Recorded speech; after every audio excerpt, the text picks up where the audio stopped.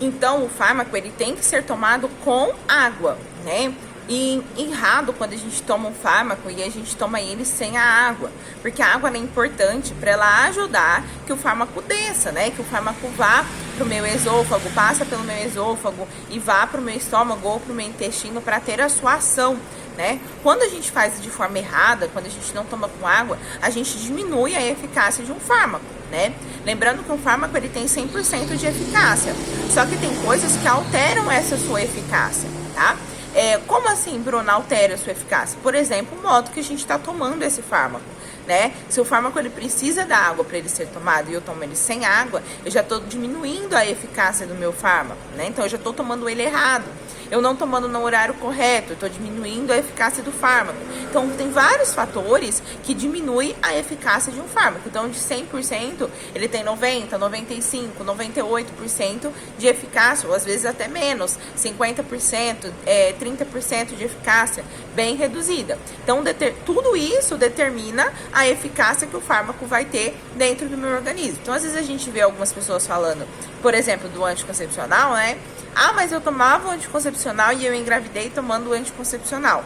Só que tem vários fatores que influenciam a eficácia do anticoncepcional. Você tomar todo dia no horário correto, você tomar o medicamento com água, o anticoncepcional com água, você não faltar de tomar esse medicamento nenhum dia, não ter falhas na ação do medicamento. Nos 3 primeiros meses, o medicamento, o anticoncepcional, não tem eficácia de 100%, ele tem uma eficácia reduzida. Outros medicamentos cortam o efeito do anticoncepcional, não é que cortam, diminui a sua eficácia.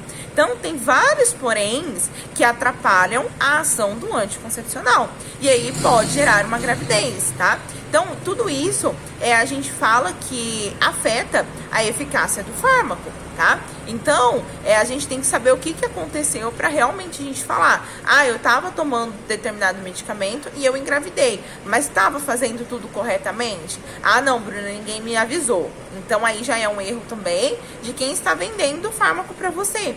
Que você precisa ter essas informações, né? Precisa conter essas informações. Toda vez que você for tomar o anticoncepcional, falar, olha, o anticoncepcional deve ser tomado todo dia no mesmo horário, deve ser tomado com água, né? Sendo que várias pessoas fazem de forma errada, porque diminui a eficácia, tá bom? Além disso, eu tenho um medicamento que chama Dragia, tá? Eu não gosto muito desse tipo de medicamento, porque a única coisa que modifica é o tipo, tá? Pra mim, ele é um comprimido, mas, infelizmente, ele tem uma classificação, uma nomenclatura que se modifica, que é a Dragia. Todo medicamento que ele é chamado de Dragia, ele vem com uma coloração na parte de fora, tá? No blister, tá? Então, o blister, ele vem com uma outra cor. Tá vendo? Mas no caso do Dorflex, o Dorflex, o blister dele, ele é amarelinho, né? É a mesma coisa o furosemida. O furosemida, o blister do furosemida, ele é vermelho roxo, sabe? Bem escuro mesmo. Só que o comprimido, dentro dele é branco, que não é chamado de comprimido, é chamado de Dragia. Por quê? Ele vem com essa coloração no blister, tá? Devido a que ele não pode pegar iluminação, né, ficar exposta à iluminação. Então, a Dragia, ela não pode ficar exposta há muito tempo na iluminação, né, faz mal, ela se desintegra muito fácil ao calor, à iluminação. Então, a Dragia, ela vem com essa coloração no blister. Se eu abrir o meu fármaco, ele é branco, tá? Mas a Dragia, ela é dessa cor, tá? O blister, ele é de uma outra coloração. Então, qual é a diferença do comprimido para a Dragia? Que o comprimido, ele precisa de um local com uma outra coloração para ele ficar. Já o comprimido, não, tá? O comprimido, ele pode ficar em locais que batem luz, enfim, né? Que são blisters que vêm com a coloração transparente. Só um minutinho que eu vou pegar um de transparente para vocês verem a diferença. Pega uma dipirona para mim, fazendo um favor. E eu vou comparar com vocês para vocês verem a diferença da Dragia com o comprimido. O medicamento, ele vem num blister, né? O blister, que é o comprimido, ele vem nesse pratinho que é chamado de blister. Aí tem blister que é pra Dragia, que são esses blisters que ele vem com uma coloração, né? Pra evitar a iluminação, evitar luz e calor. E a gente tem blisters que não, que vem pro comprimido normal. Tá vendo o comprimido aqui dentro, ó? Ele é transparente, normalzinho, e ele não precisa dessa proteção. Então, essa é a diferença da Drágia pro comprimido, ó. A Drágia, ela é colorida para não pegar iluminação, calor, né? Já o comprimido, ele é transparente. Só que dentro, se a gente tirar esse Dorflex, ele é branco. Ele é na mesma forma de um comprimido. A diferença é na sua forma de armazenamento. Que a Drágia, ela precisa de um armazenamento longe da iluminação, né? E enquanto o comprimido, não. Ele pode ficar exposto à iluminação, tá bom? Acredito que deu para vocês entenderem bem, né? A diferença entre comprimido, cápsula, drágias e pós, né? Então, vamos lá. A gente falou do sólido. O que eu tenho dentro do sólido? Comprimido, cápsula, tá? Drágias e pós, né? Que vem aqui dentro um pozinho. Então, esses é o que eu tenho dentro do meu sólido, tá? Mesmo que esse pó, quando eu vou tomar ele vai se desintegrar, né? Vai entrar em efervescência, ele vai virar um líquido, ele é apresentado para mim na forma de pó. Eu compro ele na forma de pó, então ele é um pó. Então, sólido, a gente tem todos esses medicamentos, o comprimido, a cápsula, a drágia e o pó, tá?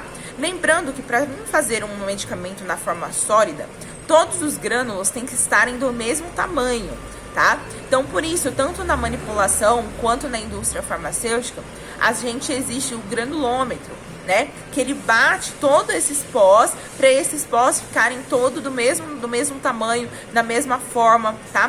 O grânulo, ele tem que ter um padrão, né? Para mim conseguir fazer uma cápsula, para mim conseguir fazer um comprimido, ou seja, para mim conseguir fazer a forma sólida do meu medicamento, eu preciso que todos os grânulos estejam do mesmo tamanho. Além disso, a gente também falou do princípio ativo.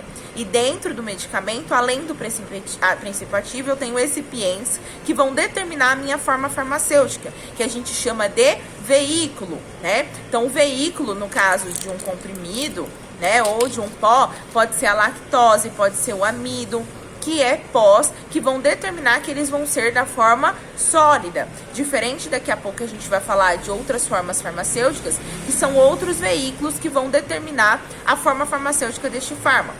Qual é a importância de ter várias formas farmacêuticas? A importância é que eu tenho cada vez mais que eu tenho mais formas farmacêuticas, mais pacientes eu consigo, né? Então, mais vendas eu vou ter daquele determinado princípio ativo.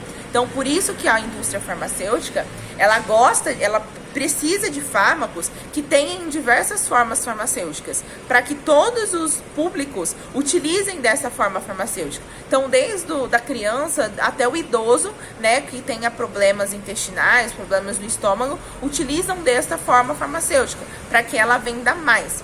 Então, para eles, não é que a indústria farmacêutica tem um medicamento lá na forma xarope e ela não quis ter ela em outro formato. Não, é que às vezes, né, na maioria das vezes, o princípio ativo dela ainda não consegue virar uma outra forma farmacêutica, que isso também acontece, né, que o princípio ativo se desintegra e ele não consegue ter esta formação, ele não consegue formar outra forma farmacêutica, e ele é apenas naquela forma farmacêutica, tá bom?